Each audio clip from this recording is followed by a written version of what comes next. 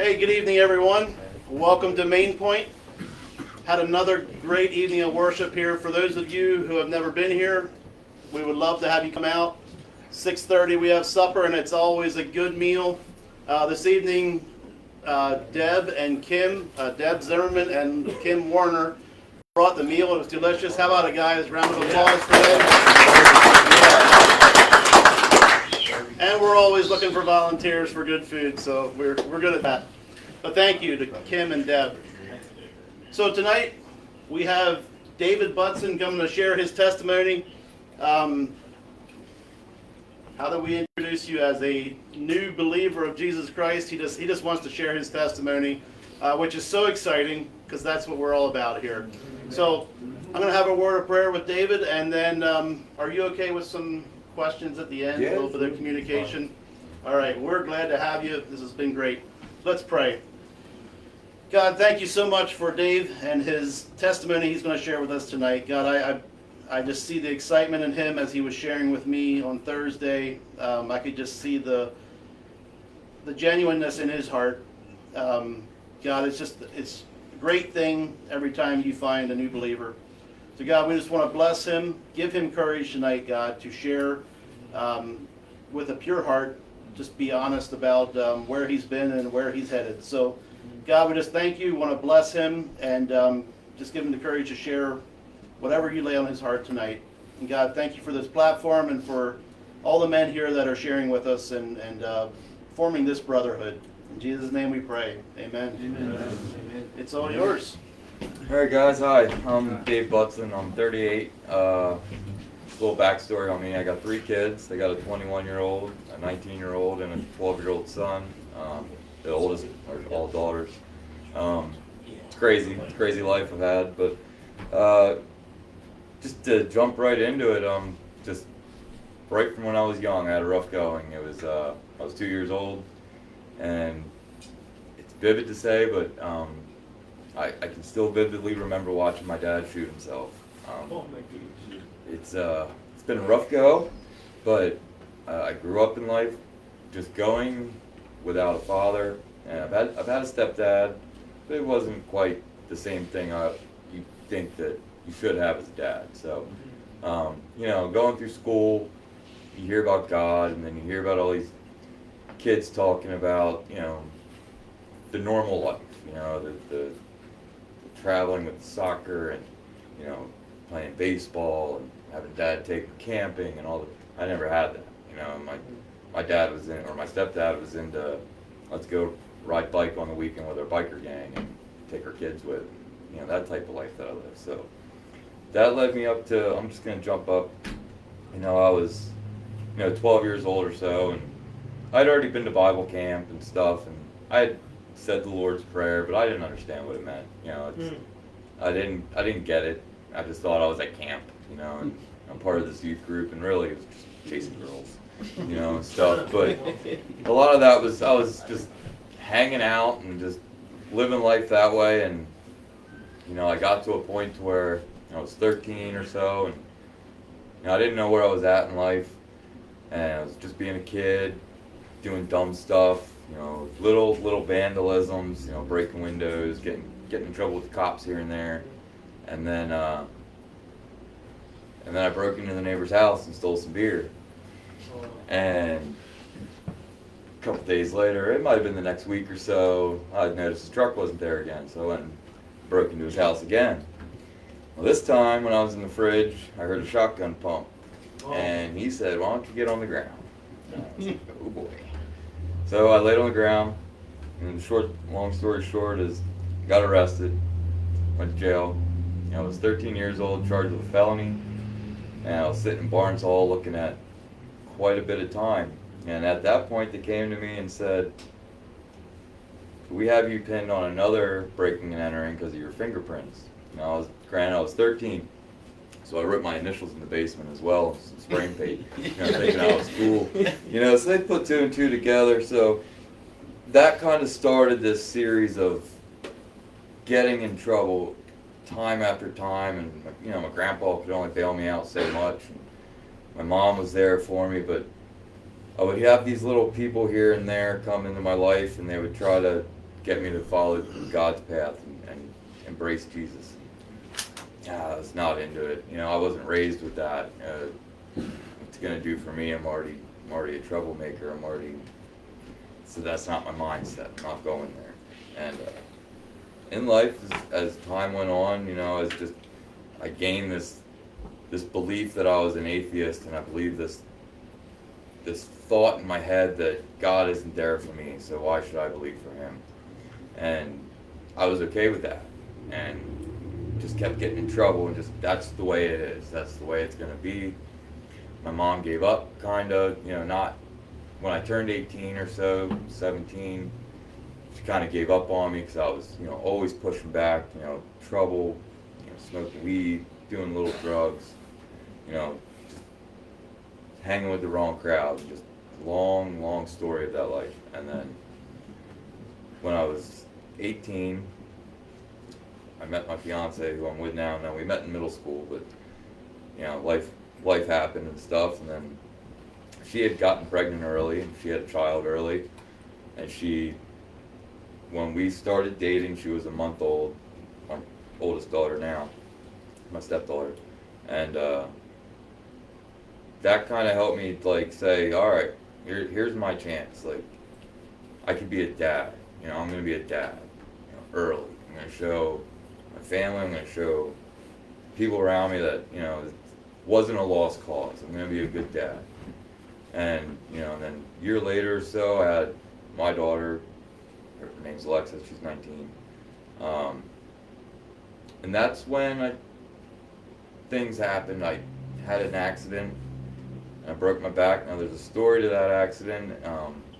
My car was in the garage because I was going to get, let's be honest, I was going to get some weed. And I was driving down the road. I wasn't paying attention to what I was doing.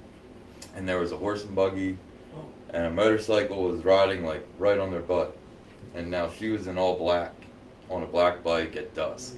She shouldn't have been there. She was on her permit. We all know she didn't even have her helmet on. She shouldn't have been on the road, for one. But anyway, I'm coming down the road. I go to pass the buggy. And right when I went to pass the buggy, she turned left. And I hit her. Fractured her skull. I didn't get in any trouble because I was sober. But it was one of them eye-awakening experiences. I had to put my car into the garage. I was a little shaken up for that. Obviously, so I needed a vehicle. I asked my grandfather if he could help me out to get a vehicle. He's like, well, your father's truck's been out back, 18 years. You want it? You can use it. All right. He kept it up and running. He used it around the property. And I knew it drove, so I got it. A couple weeks later, it might have been a week or 2 weeks later or so, I was going down Ridge Avenue down here in Ephrata. And something happened. I don't know if a soda bottle rolled under my brake pedal, or the brakes gave out, or they broke. I started going down Ridge Avenue, and I couldn't stop. And I put the truck in park, took e-brake, nothing happened, and I passed out. And I laid over in my seat because I was unconscious. I wake up in the hospital and found out that I had broken my back. I had a severe concussion. I still can't hear out of my right ear. And that was the first instance in my life where I truly believed Jesus was with me when I looked back. Because I should have been dead. The police told me, and the police report and the accident report said that if I would have been wearing my seatbelt, I would have been decapitated. Something in that truck made me lay over. So I put it all to Jesus now that I look back on my life, and I say that's got to be it. And as time gone on, and then I turned 21, so I had this period of time where I was out of work. I was popping Oxycontin, doctor gave me, and stuff started going downhill from there. Now I didn't develop an opioid addiction, but because I knew where I was heading. I have a very, what's that called? If I like something, I'm going to do it. It's that type of personality, and it's hard for me to say no. And so I knew where that was heading, and I stayed away from it. I kept partying, smoking weed, turned 21, bars, And just when I turned 21, my father, since when he died, I was left his trust fund and Social Security money. So, turned 21, I got $68,000. It's not a good mix, you know, a 21-year-old with a likable personality in a bar. So then you meet people, start going to the bathroom a lot, you know, next thing you know, you got a cocaine addiction. So then you're on that for quite a bit of time. My kids, they dealt with having a roof over their head, but not having me there as a father. And I always thought that I was doing the right thing because I was paying the bills the best I could, food was on the table, but whatever was left, you know, was going up my nose. And, you know, we also like to drink and stuff like that. And my wife didn't have, I call her my wife, she's my fiance, but I call her my wife. You know, she didn't have any of the same problems. It was always me, you know, just carrying on. She was always with me, by my side. You know, she liked to drink too, but she never got into the hard stuff. She let me go, she let stuff happen. I got to a point to where stuff was starting to get revealed to family, and I was losing a job, and I just decided that ain't for me anymore. So without rehab, without any assistance, I quit that, and I felt pretty good about that. Went through life still just not satisfied, not feeling like I was good enough. I think they call it like it's a perennial boy syndrome, where you constantly feel like you're a little boy. You never feel like you're a grown man. I'm a grown man. I was, you know, got 3 kids, you know, but I'm not. You know, I'm always looking for acceptance of the people around me. Why should I do that? Why should I keep looking for the acceptance of the people around me when I'm happy with myself? But I was a horrible person. And inside, you know, I played this portray, and this screen in front of me, I played this movie of, you know, this happy life, but inside I was dying. I didn't want to be here anymore. I never got to that point of suicide, but it was close. And as time went on, I felt like we were growing and life was going good. Money wasn't there, you know, I was horrible with money, but, you know, I was doing what I needed to do to get my family through. And it was always, you know, having to look for handouts from my grandparents, or calling my mom, or calling somebody I knew I wasn't going to pay back, and stuff of this nature. You know, life kept going that way. And started to burn every bridge that I would cross, I burned it. So, you know, I never had that resource to go back.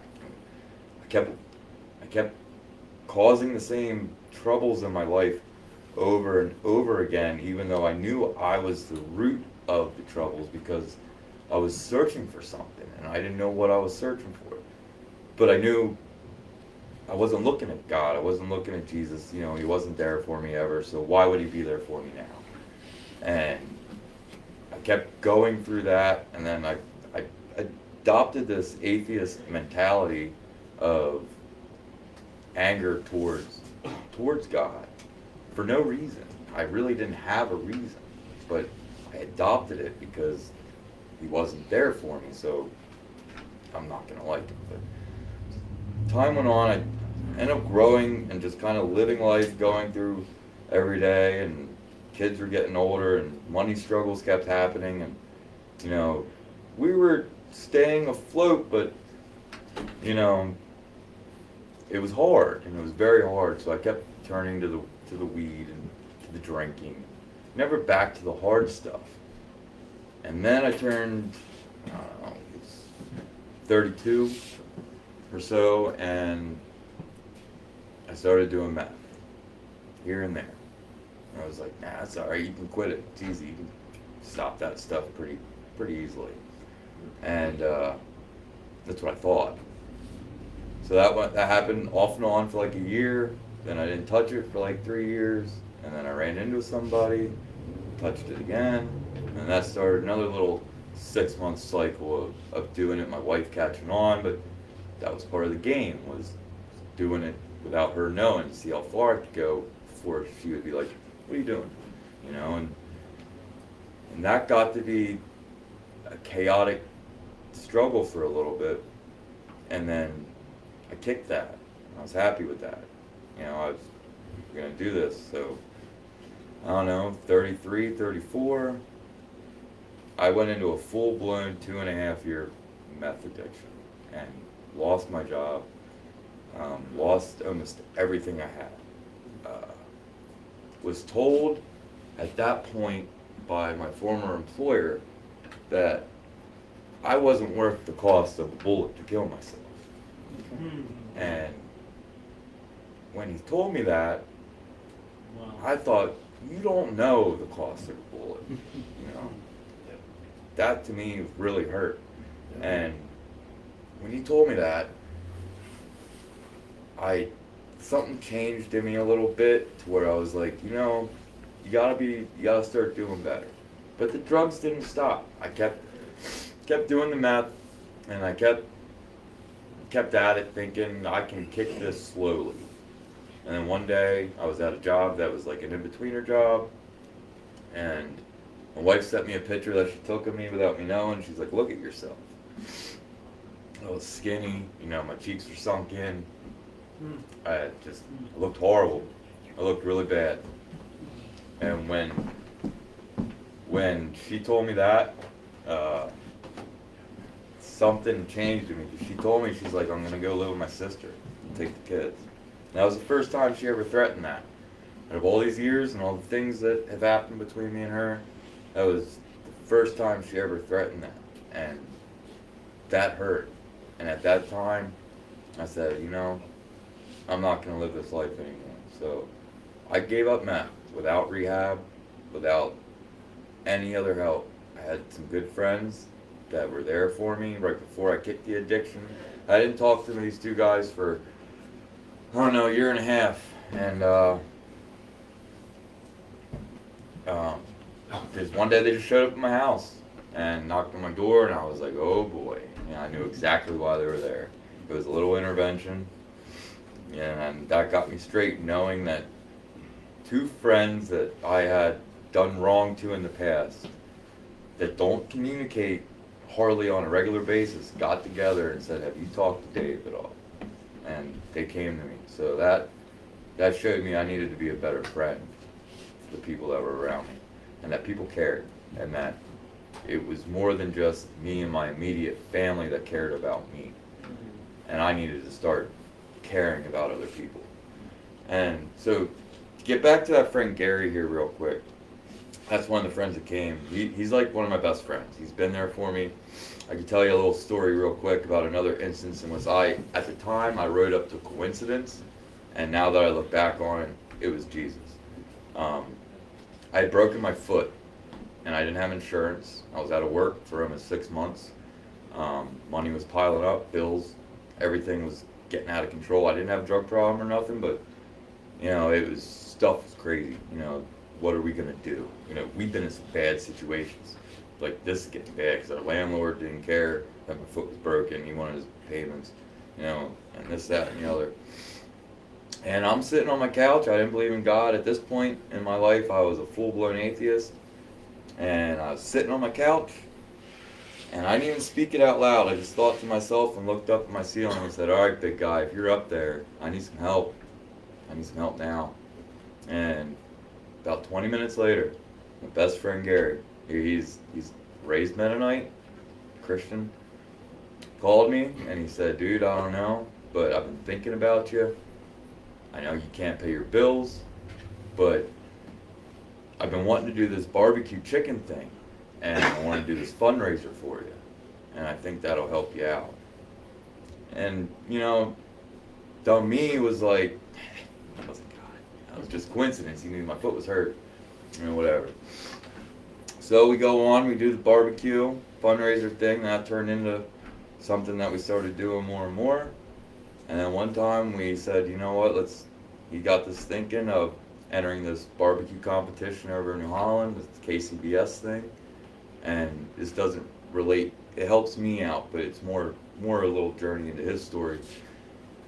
From the things that he helped me with, a passion that me and him had as friends for 15 years, of cooking on my grill and hanging out all the time, barbecuing the grill. And we always talked about it. But then doing this barbecue thing, he took that and branched off with it, and we started doing this KCBS thing. We have a competitive cook team now. It's called All Hogged Up Barbecue. We've won 4 of the last 5 years at the New Holland Summerfest, whole hog event. So the little things that, like, I look back on now, like, God's been with me for a long time. And I look back and I think about all the things that I wrote off to coincidence or just so haps that it was him being there for me, even though I was against him. And for the longest time, I didn't understand what faith was. And that was one of my biggest drawbacks of getting over that atheistic Gnostic hump. And then came a point to where I got this guy stopped at my house. I'm clean and sober now, just looking for a new job. I'm trying to get my life back together. Still not believing in God. And this guy I know, Billy, stopped at my house one day. And he's like, hey man, look for a job. You should come over to this place I'm working at. His name is Weaver's. And I was like, alright. If I need it, I'll do it. I was working a Service Pro installation. And I liked working there, but I knew me and Troy didn't get along. So in time, I eventually said, I'm going to call Billy, give this Weaver's thing a try. Weaver's brought me in, hired me on. And for the first 1.5 years, 2 years there, been there almost 4, I kept my beliefs to myself. It was a Christian-based company. I didn't want to ruin a good thing. It's a good company. I didn't want my beliefs to get in the way of me working there, thinking that was the type of people they were. And I had a financial breakdown one day over some bills and a car breakdown. Bills were piling up. I didn't know what I was going to do. And I spazzed out on this woman on the garage. And she's like, you work at Weaver's, right? I said, yeah. She's like, you need to get a hold of Matt Martin. He's here today. And we'll put the camera on him later. And I was like, you know what, alright, I'll do that. No more than 3 minutes later, did Matt Martin come walking up the hatch of the roof. At this point, still not a believer in God, didn't relate it to it. But he saw I was bothered, and we talked for a good 1.5 hours. And he didn't push it on me, but he said, it's the only thing I can offer you is a pathword in Jesus.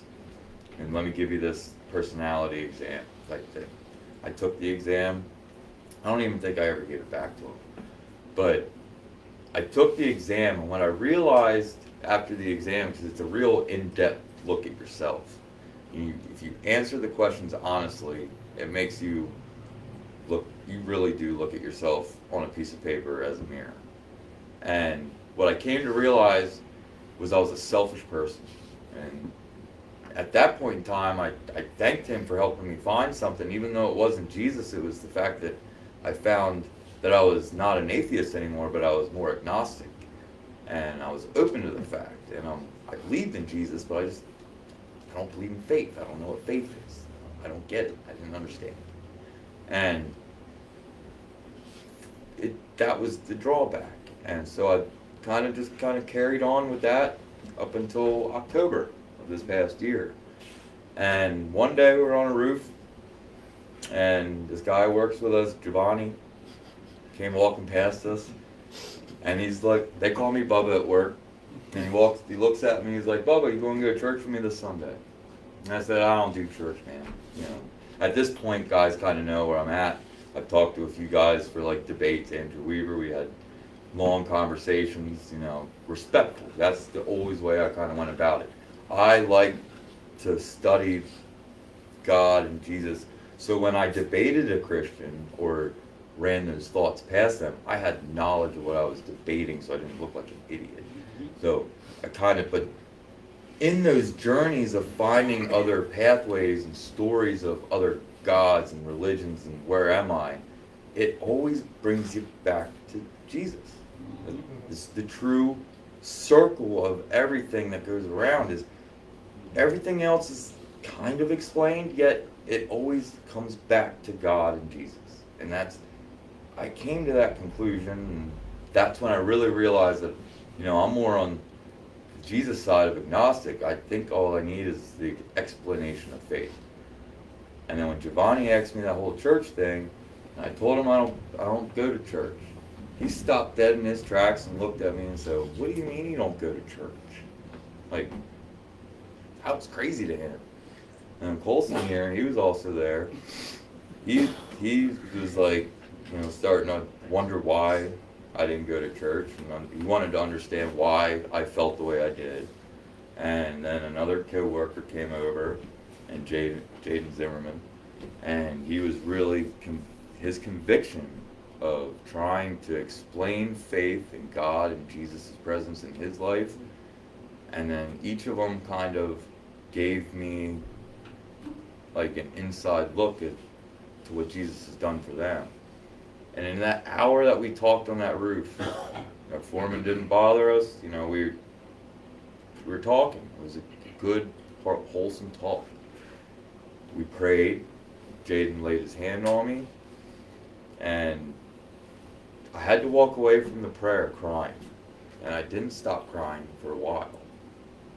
And I felt this feeling come over me, and that was on a Monday. And the whole week went by.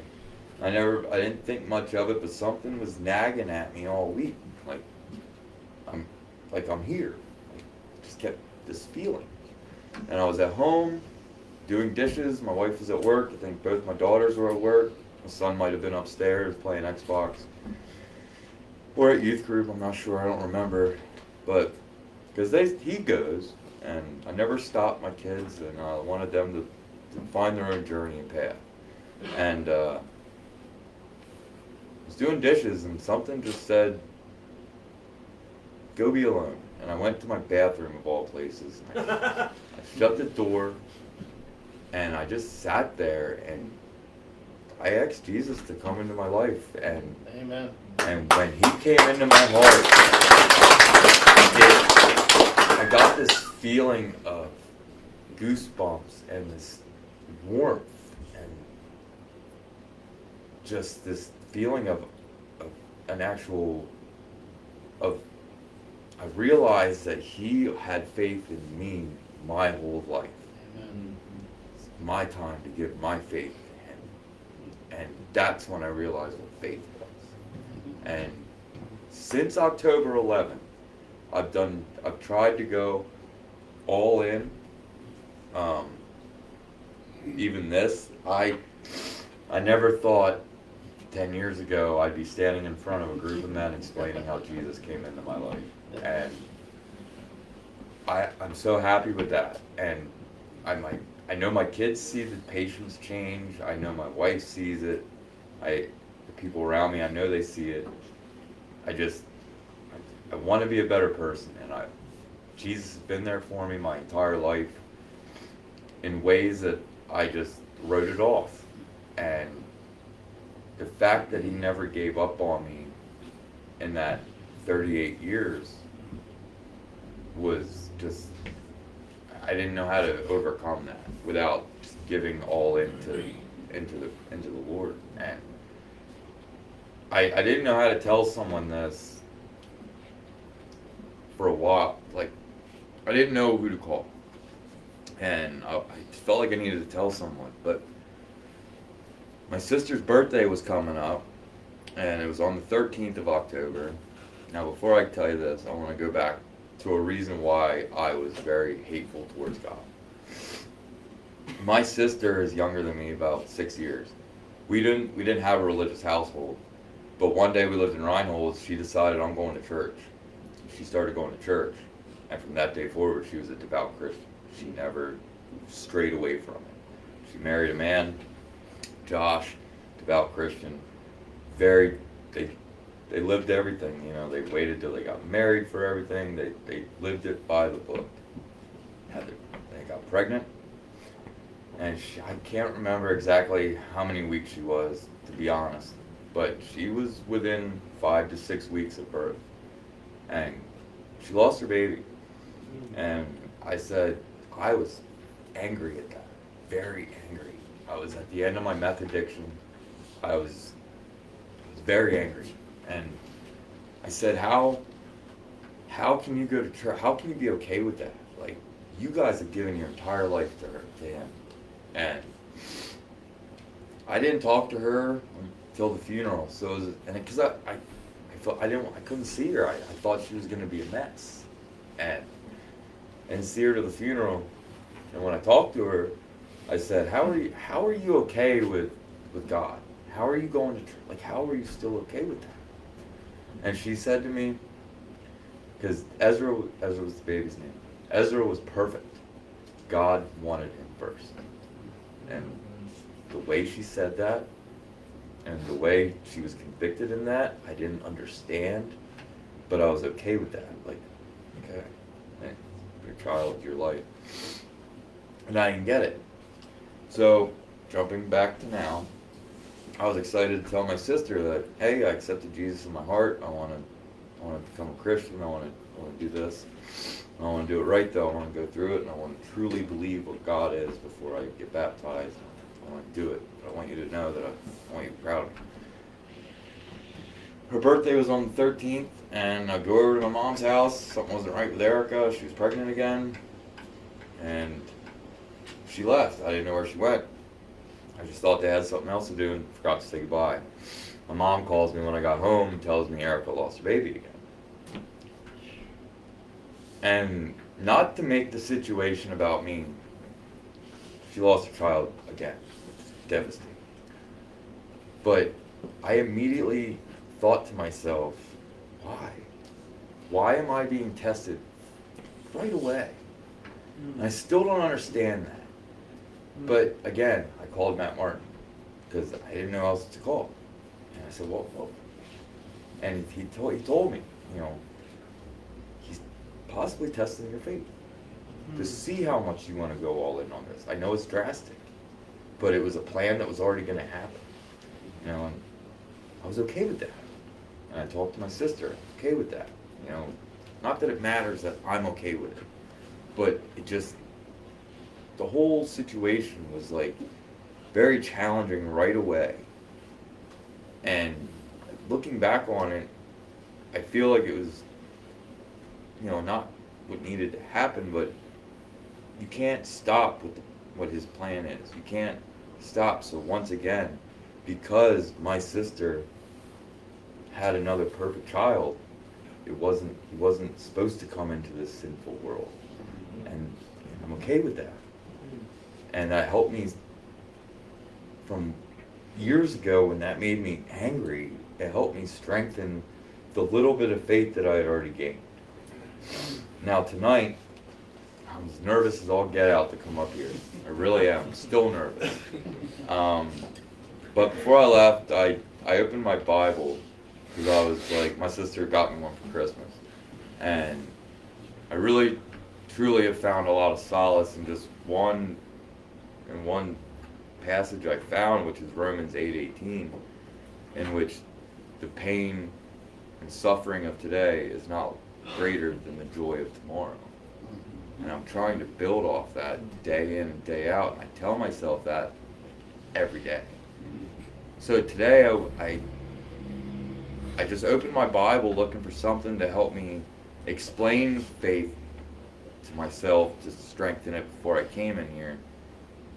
And I don't know, I opened it right to Hebrews 10. And Hebrews 10 goes right into, it pretty much explains how everybody's faith in God helped them strengthen their resolve with moving forward with whatever task they were given through God in their faith. And I just read on through that, which takes you down to Hebrews 12. And it goes in, I was in the middle of reading it before it was time to go. I think it was more of like, how did it go? It's more of like the fatherly way of Jesus. It really is. And it's just the signs that I've had over my life that there's a God and that Jesus is with you.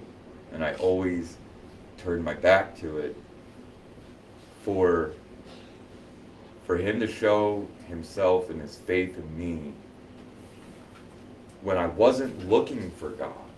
I was completely okay with it. It just happened to be one random conversation walked by on a roof that changed the switch in me. And I keep looking back on it. I don't have an answer for it, but I'm so glad I have. I really am, because since October, my life's turned around. Things are getting better. I have a better mindset with money. I have a better mindset with work. I have a better mindset with everything moving forward. And down even to getting my soccer team. I mean, I coach 12-year-old soccer, and 12-year-old boys trying to get them controlled on a soccer field is kind of stressing. And even today we had our first tournament as a team, new season, couple new guys. We got smoked both games. I wasn't angry about it at all. It was just scrimmage, just practice. You know, it doesn't count on the record. Last season, I'm throwing my hat down, carrying on. But, you know, I noticed the little things that God, now that He knows that I'm all in, and He's given me the strength to get through the things that I never thought I'd have the strength to do. Amen. One of them, stand up here in front of a group of men and pour my heart out and tear up. So I'm still an introvert. I still don't like group speaking. I mean, people Weavers probably tell you otherwise, but it's not my thing. But I just felt like the opportunity was presented to me to share my story. And if I can help someone else find their way with Jesus, strengthen their resolve, you know, open up a relationship with Jesus. It's so warming if you never had it before. And what I was really missing that whole time was a father's love. And, you know, I don't want to make it sound like my stepdad now currently doesn't love me, because he's been there for me, but I was 17. You know, I was 17 by the time he came along. You know, I'm still that, and all he's ever known was that kid that kept getting in trouble. So, I mean, he was hard on me, still hard on me. But, you know, in time, life's changed. We've had some verbal altercations, and life's been good since we've had that last one. So, I just, you know, even with that, I never thought I would have spoken out of place in his house to tell him how I felt about him. And that was the strength that's been given inside of me that has made things so much better for myself. So that's pretty much all I got. But I wanted to strengthen, like I said, if I can give anything out of this experience, it's really just Jesus never leaves you, no matter what you think you've done or what you think you've said or how blasphemous you think you've been. He's there. I mean, he shows himself, and it's not a cliche. You know, he works in mysterious ways, which he does. But when you start to see the signs, he's there. And I never thought I'd be the one to say that. So, thank you guys. So. Thank you.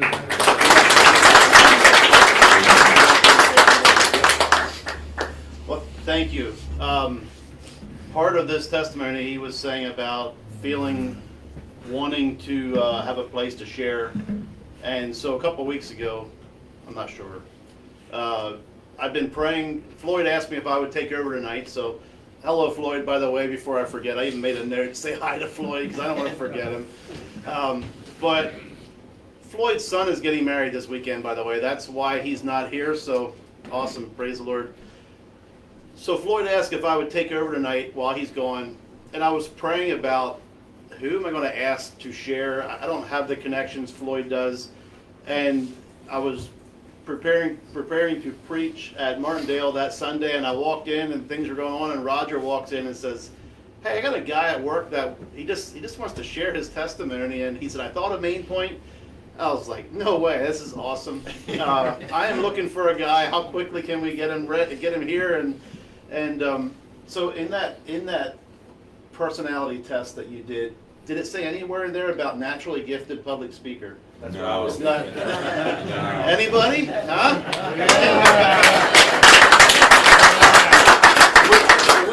we know he's got the pipes for it. His voice was catching the mic, don't matter where he was. I got to talk into it. He's got the pipes of a public speaker, I think.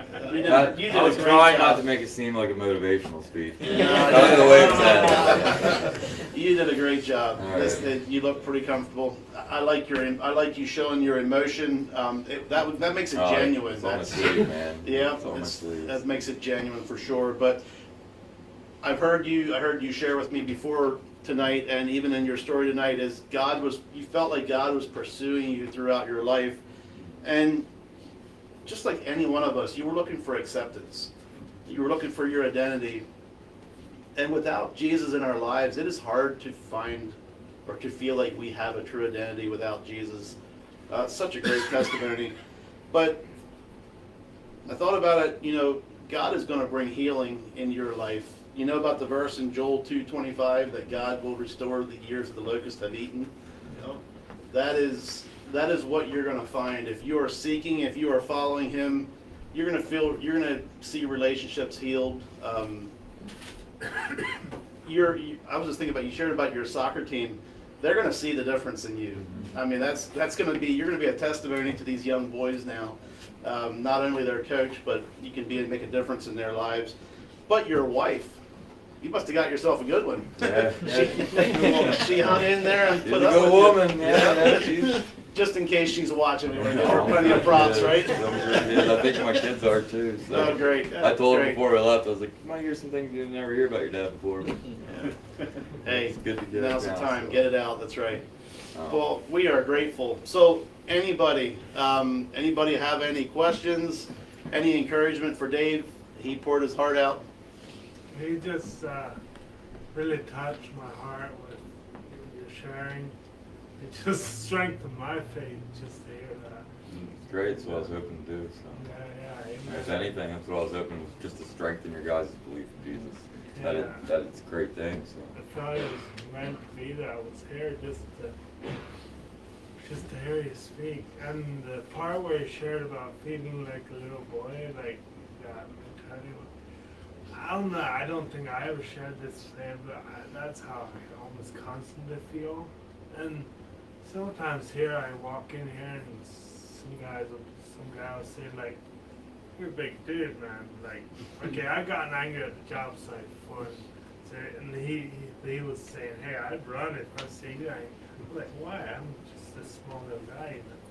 And that's how I think inside of myself, So that like touched me. Well, that actually comes from a philosopher back in the day. His name was Carl Jung. He developed like archetypes of male personas, and that's one of the ones that he noticed that happens in a lot of men that don't have confidence in themselves. Is they feel like they're a little boy, and it's actual archetype that's inside of us that we can break free from, and all it takes is some confidence. It really is. So, and I didn't have confidence for a long time, and a little side note to that is I hate to say this, but it was actually my drug addiction that helped me gain more confidence in myself, because the one thing I took, so I was always very quiet. I never spoke up, and I never spoke my mind. And the one thing that I did when I was high on that stuff was I was able to speak my mind, because I didn't care about people around me. I didn't care what their reaction was going to be. I was ready to drop hands with you. I didn't care. I might be a little, but I know I got two guys with me that are going to handle their business too. So I'd always run my mouth. But then after I got sober, I realized the one thing that stuck with me was my ability to talk and my ability to stay confident. Because if I was okay to say that then, I'm okay to say it now. So then I started feeling stronger in myself, and I realized I've kicked 2 very serious drug addictions without help. So there was something strong inside of me that was keeping me going, because there was something stronger, something better in the long run. So I just knew that I had to shake that boy feeling. And really it was just, I always wanted to get to the top wherever I worked. I became a foreman almost everywhere I went to. But then the last one where I was a foreman, I messed up because of a drug addiction. And then, so I really felt beaten down by that. And I worked so hard to get to that point. But, you know, so it's like everything comes around full circle. Because that was a great job. I had good money. It was a lot of hours, but I was gone a lot and I was traveled on the road a lot. That's why I helped. That's one of the main reasons why I thought that drug was perfect for that job. I worked 13, 14 hours a day, sleep 3 or 4, and I'm back on the road. You know, it's a great thing. You're up all the time, but it ruined your life. But like I said, it's just I had to break free from that, and everything comes around full circle because now I'm working at a great company that cares for me, and they go above and beyond for each individual person to the best of their abilities. Not to mention, my position at work now, I'm back to working by myself. I'm technically my own boss, so I kind of get to do my own thing again. So yeah, I was down, but my strength to keep going got me back to a better place and a better spot, and I'm in a better situation. So just got to break free of that boy feeling as a man, that you don't have to be an alpha male to be a good man. Yeah. And that, I think there's a horrible relation to being an alpha male of being just a good man, to where that's all you need to be. You don't need to be a Andrew Tate or a Joe Rogan. So A motivational speaker. So what I hear you saying is you had the strength inside of you to kick those habits, but you felt like God was always pursuing you. So it was God working in your life long before. That's what helped my faith, was because he never gave up on me. He could have let me go to jail. He could have let me die them 3 times I overdosed. He could have let me. Yep. There's many a times where I just, I could have done it to myself, but something didn't happen. And I look back on it now, and the only thing it could be is God. Well, I heard you talking about things that you definitely have hurt in your life, and those things are going to you're going to find healing, you're going to find forgiveness, and I'm sure you've been working on that, but that is all going to get better in steps as you keep growing in your faith. That will certainly improve. Any other comments or questions? I wish we could make sponsors for our, we should start thinking about sponsors, because when Weaver Companies gets this much attention, they should almost sponsor this. Well, I was trying to promote my buddy's companies, but he told me, I don't do all that. But if guys ever need a barbecue company, just look up All Hogged Up Barbecue. There you go. There you go. See, I'm sorry, Not Greg. that you want to promote it or anything. Actually, we got a good thing coming up. Meadow Creek over in New Holland has us cooking for their dealers. We're doing a whole hog for them, considering we're 4 out of the last 5-year champions. But What is that date? What's the date for Meadow Creek? That's next week. That's just like a small event we're doing Okay. for We the gotta get residents. them on our schedule for a meal to see if they really There you is go. good. Well, you can ask some people, they know. All right. But no, We don't know. I hear a connection the there. best for sure. time I can say that you can ever get a taste of our meat when we're out is August.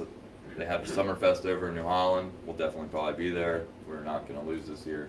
It took 3 professional cook teams to get their head chefs together to beat us. So, and a long story to that, but yeah, we're pretty good. All to my buddy Gary. It's all him, man. Like, if it wasn't for him, we wouldn't be doing it. But I'm just so happy that he's brought me a part of that journey. And just a little side note, he's never given up on me either. He's always wanted to understand why I didn't feel the way I felt about God. And, it was never, we had some long, drawn-out conversations, but he always stayed my friend. He never looked away from me because of my thoughts and my beliefs. And I come to find that I used to think a big portion of Christians were judgmental, and they would never accept me because I got tattoos, rough, and I got a bad story. He'll never change. And I learned different from that over the last 3 or 4 years. People aren't like that. And he came to me one day, hanging out at my house, didn't bring it up the whole time, but right before he left, he handed me a book. He said, I want you to read this. It was, I Don't Have Enough Faith to Be an Atheist. Because there's another book called I Don't Have Enough Faith to Be a Christian, written by an atheist. Well, 2 Christians got together and wrote a book called I Don't Have Enough Faith to Be an Atheist. And I read that. I still didn't understand faith at that time, but knowing that a friend that was there for me constantly wasn't pushing his beliefs on me, but wanted me to see that I wasn't looking down the right road. So, Yeah. and just And more that's power to him. It's that's just a all testimony. that. It's just been a constant revolving cycle of everything trying to keep getting in front of me to say, I'm here, accept me, and he never gave up. So I think for us as believers, is to be supportive of that friend like he was to you. That is our testimony. You learned, or you felt that from him as you know, you felt inadequate, but he proved that he's going to stick with you regardless. That's a testimony we can all work on. And that's what we were just saying earlier before this. Always share your testimony, and if you have to, use words. Yeah, that's right. Always share your testimony, and if you have to, use words. That's Yeah. right. Well, hey, thanks so much. Thank you. I got a free T-shirt for you. Don't let me Okay. forget. I got to remember that. So yeah, I think we're good to wrap it up. The Facebook section. Yeah. Everybody say goodbye to anybody that's watching. One little side thing, I've been using this I don't know if you ever heard of this guy. I think it's Sean Winnings or Shane Winnings. Can't remember. He's on YouTube. He was just appointed as Trump's White House religious leader, I believe. But he's something I gotten into. Starting January 1st, he started doing this thing where it was a Bible in a year. And every morning around 9 a.m. on YouTube, on his channel, he reads a section of the Bible, and then he goes and he reads a psalm.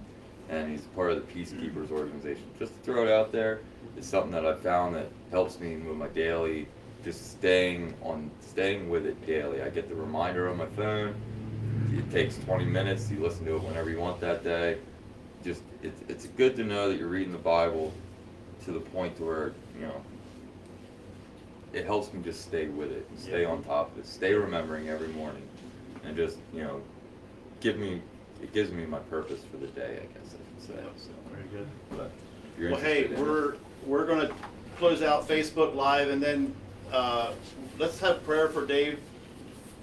You know, when you put yourself out here, you're now representing God and His family. Satan is going to come after you in some way, shape, or form, causing you doubt.